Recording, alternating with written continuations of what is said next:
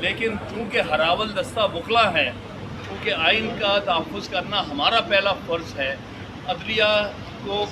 تحفظ دینا ہمارا پہلا فرض ہے، لیکن ہم ساتھ ساتھ امید کریں گے کہ ہماری عدلیہ بھی اگر وہ اس وقت آئین کے لیے اپنی حفاظت کے لیے اپنے آپ کو ڈیفینڈ کرنے کے لیے نہیں کھڑے ہوں گے تو ان کے نتائج سب سے زیادہ انہیں بھگتنے پڑیں گے۔ لہٰذا میں ایکسپیکٹ کرتا ہوں کہ 25 تاریخ کو اس شخص کے جانے کے بعد کوئی انشاءاللہ تعالی عدلیہ اپنے تحفظ کے لیے کام کرے گی۔ ایک بات اور آخر میں کروں گا کہ ہم سب وکلا بلیو کرتے ہیں سینیورٹی پرنسپل کو۔ ہم نہیں مانیں گے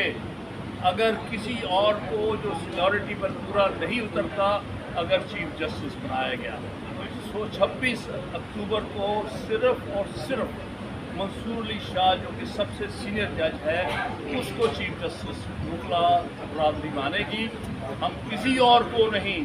جو آؤٹ آف ٹرن جس کو چیف جسٹس لگایا گیا، اس پر ہمارا پہلے بھی جب سجاد علی شاہ کو بنایا گیا تھا 700 جان صاحب کو اگنور کر کے، تب سے ہم نے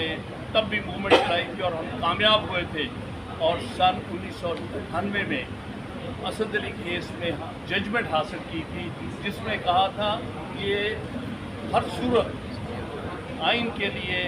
آئین کے تحفظ کے لیے ضروری ہے کہ chief justice of Pakistan senior most جج ہونا چاہیے۔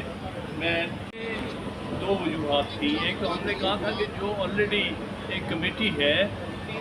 کوئی بھی کیس جس میں آئینی ترمیم یا آئینی انٹرپریٹیشن ہے وہ 5 ججز کے بینچ کے پاس جائے، اور یہ آپ کا قانون کہتا ہے اور آپ ہی نے اس کا حکم کیا۔ لیکن وہ آج مصر تھے جس طرح انہوں نے پچھلے پورے سال میں ایک وائس جج کے طور پر کام کیا ہے، آج بھی جاتے ہوئے بھی انہیں کوئی